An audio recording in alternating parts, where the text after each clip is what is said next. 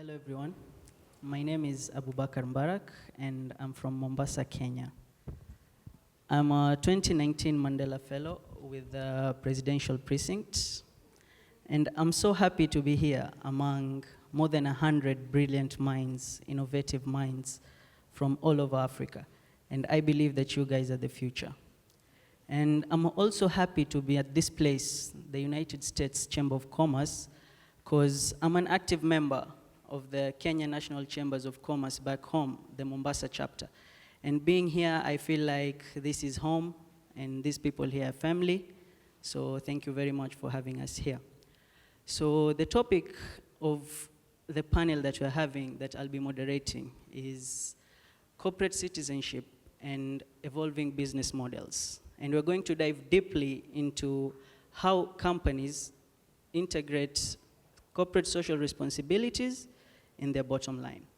And with me here, I have brilliant panelists. I'm going to let them introduce themselves. But just to give you a gist of what we're going to talk about. So we know that US companies are investing in Africa for years. And they still feel that there's growth and future markets in our continent.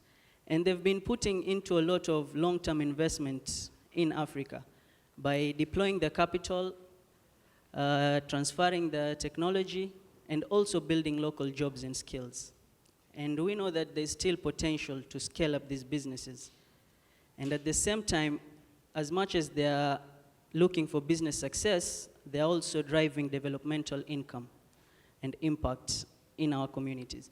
So I'm going to start from my right and have you introduce yourself, tell us where you're from, tell us which company, then you can give a chance to. Okay, thank you.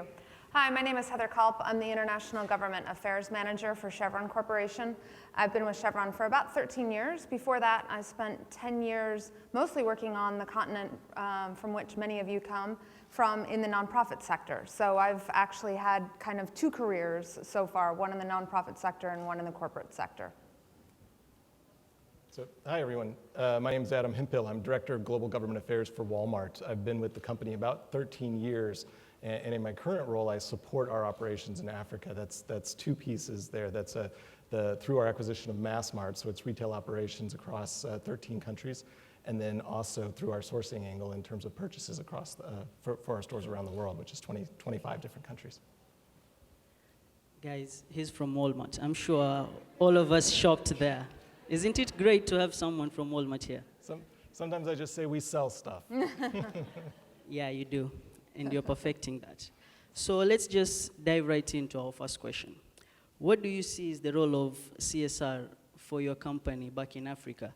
And how do you foresee CSR contributing towards future partnerships and promoting growth of trade and investment? Sure. Well, Chevron's in the business of progress, and we don't succeed as a company unless the communities in which we work succeed as well. So corporate social responsibility, or as we like to call it at Chevron, we just call it corporate responsibility because we believe it's not just about the social aspects, it's about everything we do. It's an integral part of our decision-making process. It's a business strategy. We go into countries with a value proposition to the governments and the communities in which we work. And part of that value proposition is not just we'll help you develop your resources, but also we're going to help you develop the capacity of your workforce. We're going to help you develop the capacities of your communities, whether that's through education initiatives, job training, whether it's through healthcare programs or economic development initiatives. So for us, it's a key part of our value proposition. It's a key part of our business strategy. Our social investments actually come out of and are part of our business budget. And I make that point specifically to emphasize that this is part of the cost of doing business for us, right? This is part of who we are as a company, and it doesn't change with the amount of profits we make. It is part of, just like any other piece of our business that we budget for every year, it's part of that. So it's just kind of the fundamental underpinning of everything we do.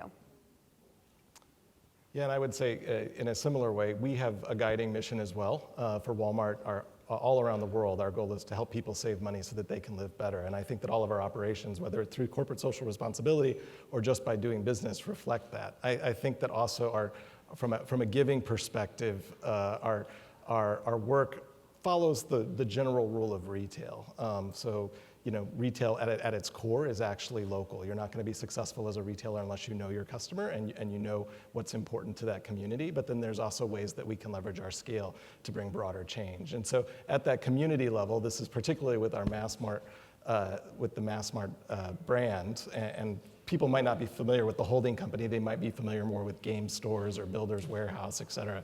But they focus more on that community aspect. So that's a lot of focus on food security, education, disaster relief. And then where our foundation, the Walmart Foundation, comes in is more looking at the notion of shared value, which I think we talked a little bit about today. But that's really the question of bringing measurable business value by addressing social problems that intersect with the business. And so the foundation focuses on 3 areas in particular. One is creating opportunity, so that's jobs, employment, et cetera, enhancing sustainability. And then also there's a sustaining communities angle there too. So you can see that these 2 pillars aren't necessarily separate. They interact quite a bit, but I think those are the guiding principles for us. Amazing. So let's move to the second one. Do you believe that the private sector models transparent processes and practices on the African continent? And do you draw your practices from examples from the civil society and other actors as you design your CSR approach? Mm-hmm. Do you involve the community? There are 2 questions there, so I'll take them in separate parts. I think the first part is, I think one of the underestimated impacts of having multinational corporations investing in countries around the world is the fact that we do bring processes and a governance model and a governance structure that has been honed over many, many years, lots of legislation, lots of regulations, and we help local folks understand why that governance model is important and how to implement that in their own countries. And I think that's a really important and often underreported piece of what we bring as part of our capacity and our value proposition. The second part of the question, do we work with civil society in our CSR projects? Absolutely. So whether it's through our role in EITI, at the global governance and the national governance level, our implementing partners are often from civil society. The reason I came to Chevron was because Chevron was one of my donors when I was working in Angola. I was part of Angolan civil society, right? And I got recruited to come and work in the company because they felt that some of the skills that I had in terms of building community relationships was really important for the company. So absolutely, we don't do anything without partners. I think that's another crucial part of our makeup. And just like we don't do our business without our partnerships, we also don't do our CR initiatives without really good partners. And a lot of that is from local civil society. I'll add to that my perspective 100%. We think that we try to live up to a business model that we think can have benefits everywhere that we operate. Our CEO, we continue to be guided by helping people save money so they can live better, but our current CEO has added another aspect to that, and he said we want to be the most trusted retailer wherever we operate. And I think that's driven out of consumers want to know that when they're buying their product, they can buy product that's safe, and they're buying it like with certainty that it got to them in the right way. And so as we put a lot of work behind that. The company over the last 7 years has invested over $900 million in a world-class compliance program to make sure that we're operating ethically everywhere that we operate. I think that what's interesting about retail too is that can have a lot more profound impact than we might think initially, not just in our back end operations, but in the example that we represent. And so if you think about it, retail is that last point before you touch the customer, but there's a heck of a lot that happens up to that point. And so what we see a role that we are a formal retailer, and we bring in sort of formal business practices into the market, and that gets passed down to our suppliers and to all of the businesses that we work with. And so we continue to share that model, and it gets pushed out and can actually be beneficial, not just in setting an example, but also helping other businesses succeed. You can see a lot of small businesses learning how to build a business, learning how to invoice and how to do things in the right way. And building those skill sets locally is really helpful in growing that business if you're looking to export or grow into other areas of the world. Wow, that's amazing. You guys are really doing a lot. So I wanted to ask, what's the biggest contribution of American companies that can offer to African governments? I think, actually, I think I'll pick up on a piece, that my colleague just talked about. I know that he's from the retail sector, but I think the underappreciated piece of what we bring is all the money we spend on goods and services in our supply chain, right? We have a different supply chain than you do, but we spent, so in Angola alone, we spent $2.6 billion on suppliers in Angola, right? These are not international companies. These are Angolan companies in the space of 6 years. That's an enormous injection of capital into the economy there. And I think it's the piece, we often talk about CR or CSR as sort of health projects and education projects, which are super crucial, and we do those. But our supply chain and the money that we spend, and oftentimes when we go into countries, there are a lot of suppliers that aren't quite there in terms of being able to participate in our supply chain. So we often have kind of a partnership between our social investment side, where we'll build capacity building programs for those potential suppliers, help them understand how to budget, help them how to understand how to access financing and all the things that they need to do, how to get insurance and how to be bonded and insured, and all these things that you need to have, and the quality that you have to have in order to participate in an international company's supply chain, and help move them into then becoming a supplier and being able to create jobs, right? Because at the end of the day, I think the biggest thing that we provide two things. We provide energy for a country, which is very important, and we provide jobs. But most of those jobs actually don't come from our direct jobs. So being a Chevron employee, most of the jobs that we create actually come through our supply chain. So I think that would be the biggest benefit, and one that people don't think about as much as maybe some of the more obvious pieces. I want to go back to a comment that I made early on that I think I glossed over a little quickly. And I know that it came up in one of the previous speeches where we talk about collaboration and shared value.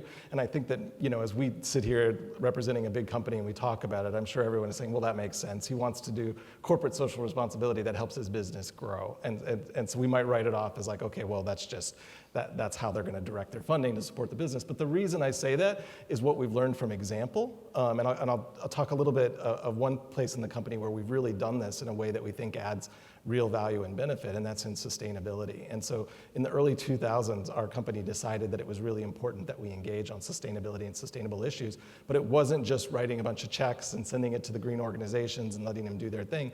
It was actually injecting it into the business, talking with our buyers, finding out, canvassing our suppliers, finding out where the barriers or choke points were around sustainability, and what are ways that we can address those together. And what we found was that the result was far more long-lasting than any sort of one-off project that we did here or there. And I can tell you about a lot of anecdotal examples that are a little dated. You can talk about the cardboard boxes that surrounded deodorant bottles. We completely eliminated them. The Tide detergent bottles, we were able to reduce the size and limit the use of water to make it more effective. But these were changes that we drove into the business and then up through our supply chain. And I think that that's where we can add the real value that'll last over time. And I think, in terms of collaborating with governments and third-party stakeholders, we have to ask the question, because we know our business and we know how to bring something into our business, but we might not know where the problems are and we might not know how they intersect. But if we can hear from either our critics or hear from people that have ideas in this space, we can take it back to our business and they can say, oh, here's a change that I can make. And so that's why I hit so strongly on shared value, because I think shared value is sustainable value. And then quite frankly, anything that's a barrier to our business is probably just a barrier to business in general. So if we can work together to address some of these problems, then that can lead towards exponential economic growth that benefits all players in the markets. Amazing. So you talked about capacity building and empowering the supply chain back in our homes. Mm-hmm. Great. So I want to ask you one more question. So what do you see as the biggest opportunity, and where can additional value be captured through partnerships? Well, as I said earlier, we don't do anything without partners. And so we recognize that some of the challenges that we're trying to address in the places that we work, challenges of access to energy, access to healthcare, good quality education, economic development, we can't do that alone. There's no way that we have all the answers to all those questions, right? And so being part of a partnership consortium, so for instance in Nigeria, we have something called the Niger Delta Partnership Initiative. This is, it says partnership in its name for its very reason. It's a $90 million initiative. We're actually one of the biggest investors in agriculture in the Niger Delta in Nigeria. Okay, and that sounds really weird, I know, for an oil company to say that, but it's the truth. And it's a partnership that's done with USAID, the US Development Agency, with the UK Development Agency, with the UN. We have with the Nigerian government, with a lot of the local state governments. Because we have some pieces of the puzzle, but we don't have all of the pieces. And so the only way we're going to get at some of these challenges and where we can really create sustainable and lasting progress and prosperity for the communities in which we work is if we've got the right partners in the room. And so that's just kind of fundamental to how we approach a lot of these questions.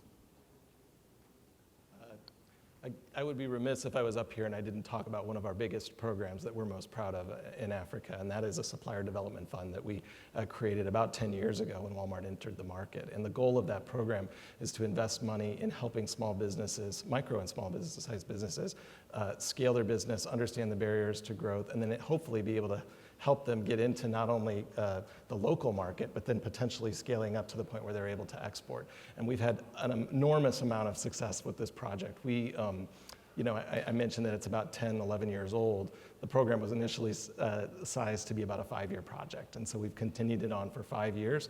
It can be a small cohort of businesses at any given time, from 30 to 50. But what we're able to do is sit down and talk to them about the barriers. Can be many. Some of them are just how do they design their products so that it's retail ready? How do they make sure that it's something that the consumer wants? Or maybe they're just needing support in terms of capital investment or the training on marketing and sales to help the business grow. And I think by working with these suppliers, we've actually had a few good stories where people have been able to not only sell in our stores across the continent, but even export into, first off, some of the other Walmart markets around the world. But then we definitely do not hold these to our own, and they're open to sell to other retailers as well. That project was done not alone. We needed help identifying potential candidates for these programs, and we needed help identifying what the problems were. So we worked with a number of third-party organizations, but in particular worked with economic development offices for the government to understand what they were already doing and where there might be gaps. And I think that's just an example of where all parties can come together and work on something that really adds value. If the question is where is the real opportunity in the months and years ahead, I think I would say digital. And I'd say that people immediately think of digital, they move to e-commerce or selling online, which is a very important part of how retail in particular has been disrupted over time. But I would encourage you to think about digital enablement, because that is how we've approached digital from a Walmart perspective. We're about between 50, 60 years old, and we started just selling stuff in a store, and it was a small store at that. And we've had to learn over time how to take digital services and benefits and overlay them onto our business in a way that we can continue to be relevant for the customer. And I think that we're at the point now where digital isn't just limited to e-commerce or purely digital companies, but it's applicable all across the board and all across the economy. And so we have to figure out how do we address these challenges together and how do we make it work everywhere. And there's real benefits for access and inclusion if we do this the right way. I'll give you the example of a store. can actually be a point of access for people that are unbanked or unwired to come into a store and have access to everything that e-commerce has to offer. Digital also provides us the opportunity to add new transparency in business processes, and it also offers the opportunity, as governments think about digital enablement, to think about how do they streamline and make some of the bureaucratic processes like permitting for a store more efficient. I think these are some of the barriers that have always existed, but we can address them in a new way through digital, and I look forward to working with all stakeholders together in that space. That's amazing, because when you say digital, I remember the other day we went to Walmart with my friends and saw some orange boxes like pick up. So someone could order from home and just come and pick up. You don't have to go in line and do all that. Yeah. I think that's pretty cool. So there's a benefit for going off script a little bit, and Adam here wouldn't have told us whatever he just did if we stick to the questions. So to you, Heather, is there anything else that you feel you want to tell us? Just I think if I leave you all with one message, it's that most companies now really are thinking about CSR as a business strategy, right? It's gone beyond kind of the older philanthropic model where it's like, okay, yeah, this is a good cause, we're going to give some money to it, to really how do we help our business become a better business? How do we help our communities prosper along with our business? And again, some people might find fault with that, but honestly, that's why so many of these initiatives now are much more baked into the business and much more likely to last, no matter what the upturns and the downturns are in the business cycle, right? When a company recognizes that this is just the way you have to do business, those programs are going to last, and they're really going to have an opportunity to create lasting change. And I think that's really exciting. And I think when I got involved in the CSR space a while ago, that really hadn't been embraced quite yet, right? It was much more about, okay, how do you do good things and get your company recognized for doing good things versus, okay, what are the business strategies that are going to benefit both the company and the community, and how do we find the right partners to put those in place? And that's a really important change, I think, over the last 10 years. That's amazing. With all that we've heard, I now open the floor up to questions, and I think we're going digital as well, and if you have a question, you should be doing it on Slido.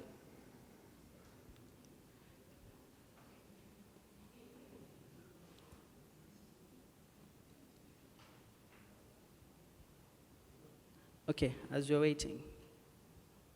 Hello? So my name is Patrick, and I'm a fellow from Ghana and West Africa. I think the topic and the conversation we're having is a very relevant one, because back home now, there are a lot of young people that if they're not upset at multinational companies, they're just not comfortable because they don't seem to see the value of the work that these companies are doing back home. So it's very exciting to hear all of the things that you have just highlighted and talked about. But I guess my question broadly touches on the forward and backward linkages of these investments that you make back on the African continent, right? You do business, you do corporate social investments, but how are you monitoring these investments to ensure that they're actually transforming lives, of citizens? And if I should give you some typical examples, for you who works in the oil and gas industry, for instance, you have regulations from EITI and all of these fine things that, enforces things like disclosure of what exactly you do here in the global north. Mm-hmm. Back home, some of these sort of transparency engagements are not followed through to the latter. So if there's a company that is doing something and investing heavily, hardly are we getting sufficient data about that company's work. And more importantly, whether or not this is actually impacting the lives of the citizens. This is a problem back home and we struggle with it. The other thing as well is you talked about some large volumes of investments that you have made. You use Angola as an example. There are some companies back home that have equally done a lot in the oil and gas industry. You track lots of money that has been invested into small and medium scale businesses that plug into the oil and gas value chain. Question is, these companies, more often than not, are front for, again, foreign capital and foreign investment. So it may sound billions of dollars on the balance sheet, but at the end of the day, it's still multinational corporations that, are still repatriating the returns on these investments. And in the long while, that affects the image and perceptions of young people on the African continent today for businesses that are coming from the global north to the global south. So I guess my question is, how are you tracking that? And how are you ensuring that the sort of transparency initiatives and disclosures that you have here with your governments and regulatory institutions are equally, replicated back home, so we can equally follow and do advocacy on these things if we have to? Yeah. I would say just go on our website because there's an enormous amount of information about who we're investing with, what we're investing, what our monitoring and evaluation projects are like, what the data is, our 10K statements. We've got, a written corporate responsibility report. We have a ton of other data. We're also going digital, right? Most of our corporate responsibility stuff is on our websites. We produce reports. We have independent verification. We join international organizations and initiatives like EITI so that we also, there's an enormous amount of reporting that goes on through there. So all of that part goes, all that information gets reported. I actually think there's probably so much information that maybe there's too much information, and that's part of the issue. Where do you go to find it? We also do a lot of community town halls so that we can have one-on-one conversations with folks all over the world. And in terms of our investment, we go through a really intense compliance process for every company that we work with every partner we work with. Some of that takes months and months and months. And so, the Foreign Corrupt Practices Act, for instance, is a US act, but that applies to us no matter where we are in the world. So I would say that we are under basically the same regulations just because we are, no matter where we operate. And so I think that if you kind of look at all of the information that's out there, hopefully you're able to kind of see that we are doing what we say we do. We take an enormous amount of time to make sure that everything that we report, everything that is on our website has to go through like a substantiation process, which I will not bore you with, but let me just tell you that, and Scott's laughing at me because he's heard some of this, but I get lawyers who are like, now when you say impact, let's talk about what this means.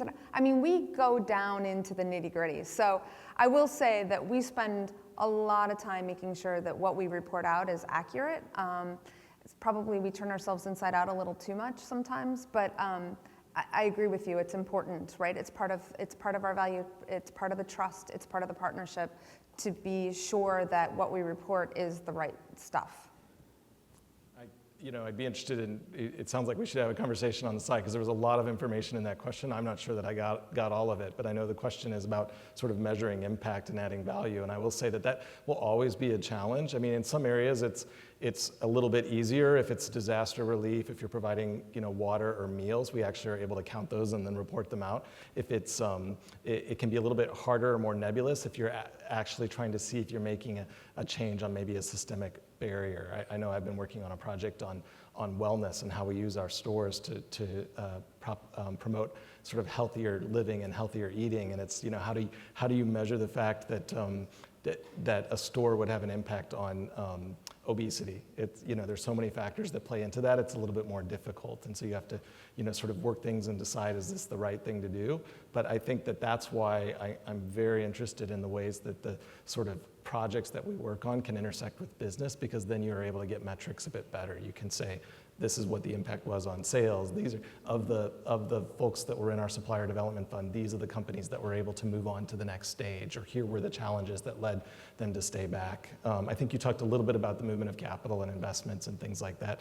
I think at this stage with our presence in Africa, retailing is local, and we've been taking a lot of, put the CSR aside, a lot of the revenues from the business have been investing back into the business to see how we can grow and scale to be a bit more efficient in what we're doing. But love to continue chatting on that. Amazing.